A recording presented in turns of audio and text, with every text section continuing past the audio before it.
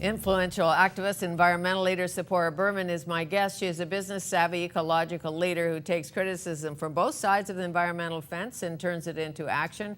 Recently, in a magazine cover story, she was dubbed Canada's Queen of Green. Do you feel like the Queen of Green?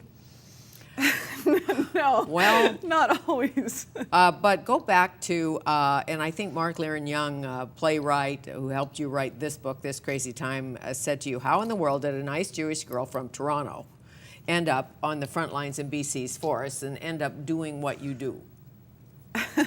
You know, it's a funny story in that I always expected that I would go back to my real life. And for a long time it was, well, we'll just get through this campaign on Clayoquot Sound and then I'll go back to my life. And so it turns out this is my life 20 years later. Getting arrested, aiding and abetting, all of that, getting charged. Have you ever been in the jail? Yeah. Oh, I describe it in my book. It was, you know, it's a place that no one wants to be, right? Mm-hmm. It's, you know, it was definitely not easy, but I was very lucky actually in that I tell the story in my book of, you know, I'm in jail, I'm 23 years old, I'm being charged with 857 criminal charges because at that point 857 people had been arrested on the blockades in Clayoquot Sound and I was the blockade coordinator. And the guard walks in and he says, your lawyer's here to see you. And I remember thinking, oh good, I didn't know I had a lawyer. Apparently somebody. And it was David Martin, who, as you I'm sure know, is a senior criminal attorney in Vancouver who'd seen, he and Clay Ruby had seen us on the news and had decided they were going to represent us. Yes. And of course he did. And we won the case. The judge threw it out of court on a Charter of Rights and Freedoms, freedom of speech. Argument. And the Clayoquot situation is always a little iffy, but it's way better than it was.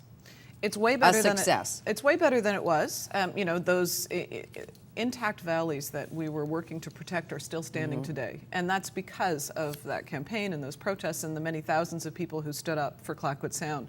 But it's still not permanently protected, and there are still issues to be resolved. And thank goodness there's grassroots groups like the Friends of Clayoquot Sound working on it. But I think the interesting thing about the time we're living in right now is that I haven't seen this level of engagement on an issue or, you know, talk around the kitchen table about an issue or people coming out to protests like over 1,000 people came out to Kitts Beach to have their picture taken in opposition to tankers a couple of weeks ago.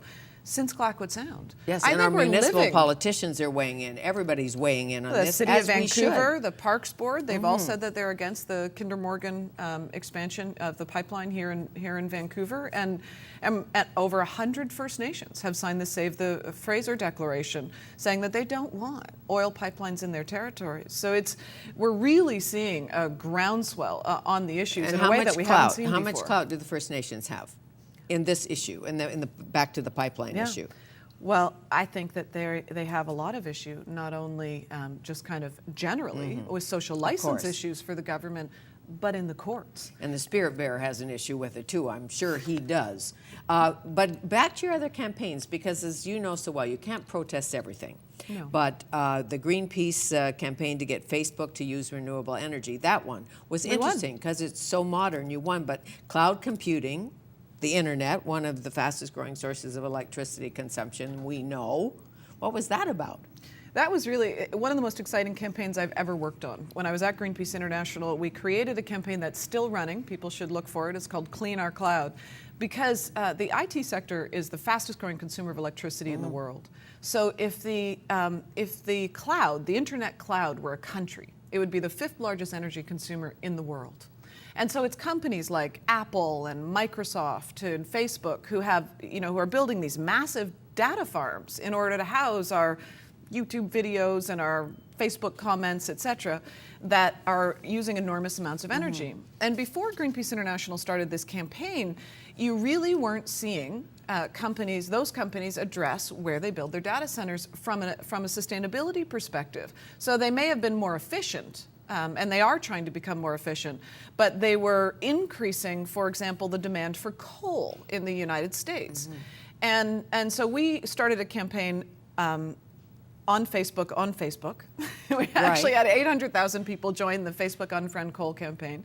Facebook became the first company to say that they're going to demand renewable energy. And in fact, the last data center they built is in northern Sweden, where it's cold, so that cools the computers, and it's also fed by renewable energy.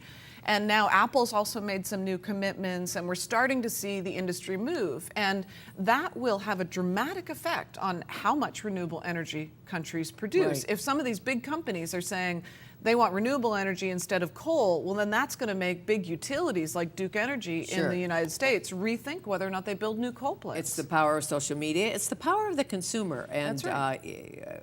Power of boycott or boycott is all there. When you buy something, Tzeporah Berman buys a cell phone, a can of tuna, a desk, a house. What questions do you ask? Well, I think the first question that I ask is, do I need it? Because I think we live. Or do I want it? Well, the problem is we always want it. Of course we do. The question is, do we need it? And I think, we live in an age of consumerism. I talk in my book about how we have an overdeveloped consumption muscle and an underdeveloped civic engagement muscle. We used to, in our spare time, when I was a kid, volunteer. That's what we did. At the senior center, at the synagogue. Now, what do our kids do when they have free time? They spend time at the mall, as though it's a pastime, right? So I think we really need to look at, do we need it? Then I think we need to look at, where's it from? How many miles did it travel? The carbon footprint. The carbon footprint. And then we need to look at, what is it made out of? What is the toxic impact of what I'm consuming, not just on how it was produced, but when I use it, when I put it on my face, for example. Most makeup, a lot of people don't know, is quite toxic. And you have to really look at, what is it made out of? Do I need it? Where's it from? And it's not always easy. Those are hard decisions to make. Where do I fly? How often do I fly? How's the plane fueled? Yeah. I mean, when you think of all of it, it's like overwhelming for many. We know that one of the biggest concerns today is climate change. We know that. But to live your life and not worry about everything you're touching or using. Yeah. And we do need to green our lifestyle. Affecting our grandchildren and our children and us. But one of the things I talk about in the book is that it's not just about buying better light bulbs. It's about having better laws. The responsibility should not just be on the consumer to green our lifestyle. And in fact, it can't be. And if the only way we engage in these issues is to say, what am I going to buy when I go to the supermarket? Am I going to recycle this? Then we will fail. And we will leave a legacy for our children that is not safe. Because the majority of the environmental problems today come from heavy industry.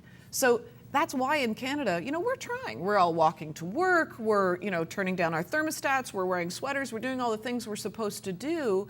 And yet Canada's polluting more and more every day. That's because of heavy industry, and it's because we don't have the laws to regulate heavy industry. Sure. And that's why this book is really a call to action to get people to engage in the issues. Talk to your MLA, talk to your MP, because those people work for us. And ask the questions during election. Absolutely. Questions about many things, but specifically, how do you feel about, what is your position on oil sands or aging pipelines? Who are the pipeline police? What laws are in place? What laws do we need in place? All of that. Yeah, we shouldn't be having to research our face cream to decide whether or not it's safe to put on our face. We should just outlaw those chemicals so that they don't end up in our face cream. That too. Maybe that's the next campaign. I know you did the Victoria's Secret campaign, got the catalog to use more environmental paper, all of that, so there's much. It's all in here. And it's now in paperback, so it costs less, and probably on good paper. It is. Okay. It is. Great to see you. Thank you. Nice to see you. Thank Tzeporah Berman, this crazy time, and thanks for being with us. You can catch our conversations on YouTube or join me on Twitter @Fanny Kiefer. Till next time, go with the flow or flow with the go. See you soon.